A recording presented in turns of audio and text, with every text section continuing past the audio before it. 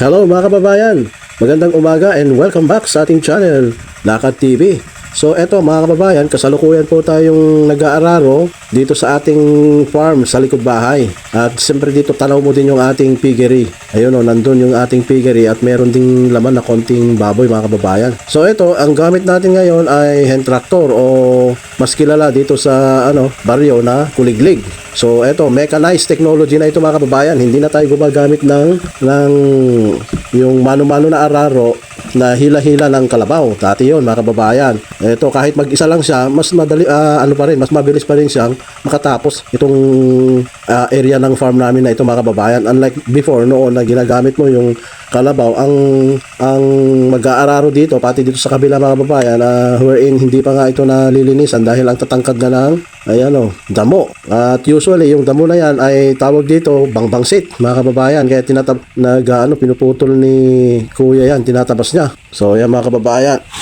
So ang ating ngayon, planting season, tinatawag nating dry season mga kababayan. At eto nga, kailangan ang pre-planting natin, ito yung preparation ng farm para matamnan siya ng mais, usually hybrid corn. Mga kababayan, eto nga, medyo nag-aalangan tayo. We are just a bit hesitant because alam naman natin na ang usual na planting season dapat nung nakaraan na November or December para hindi na siya maabutan ng drought ngayong summer season mga kababayan. Usually mag-harvest ka ng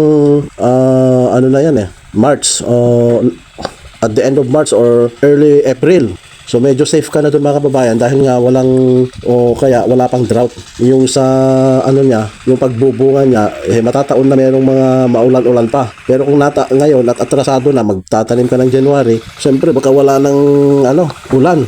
Maapektuhan yung tanim natin na mais at mga mag-suffer lang tayo ng loss mga kababayan.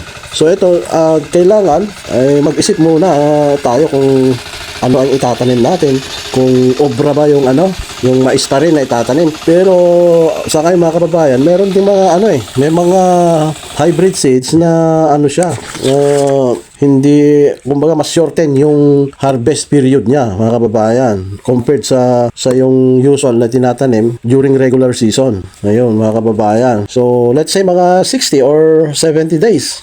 60 or 70 instead of 120 to 140 days na duration ng pagtatanim until sa pag-harvest mga kababayan. Ayun ang natin.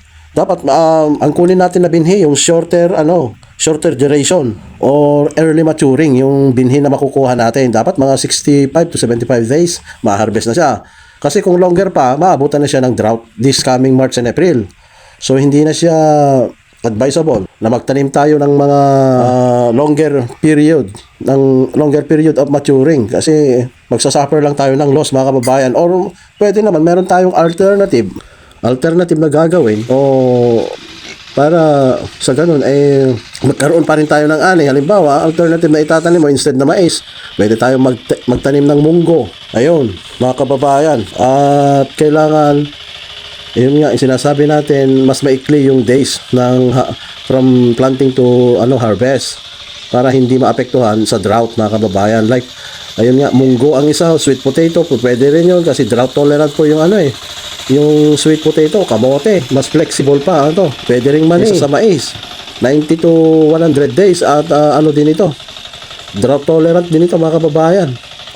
O kaya kalabasa, mga iba't ibang mga vegetable ang pwede nating itanim. And so right now, what we are doing mga kababayan, ito yung nag-aararo po tayo, plowing. Ito yung first stage of land preparation for planting.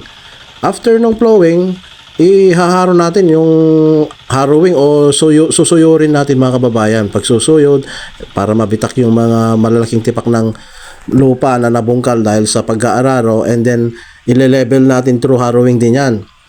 And after that, pwede nang magtanim ng mais.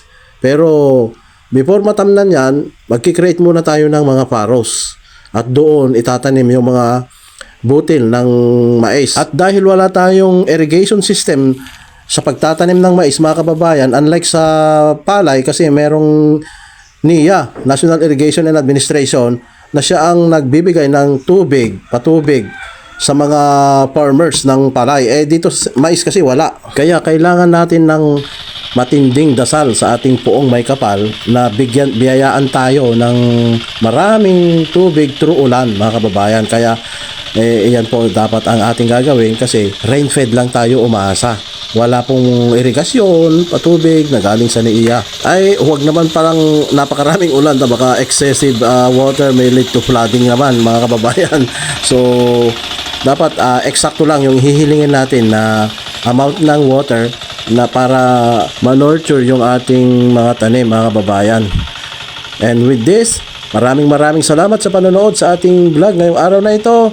Sana sa ulitin muli, manood po kayo sa ating vlog para dumami pa ang ating mga subscribers and ganahan po tayo na mag-share ng mas marami pang upload ng ating channel, mga kababayan. Thank you so much and mabuhay po tayong lahat.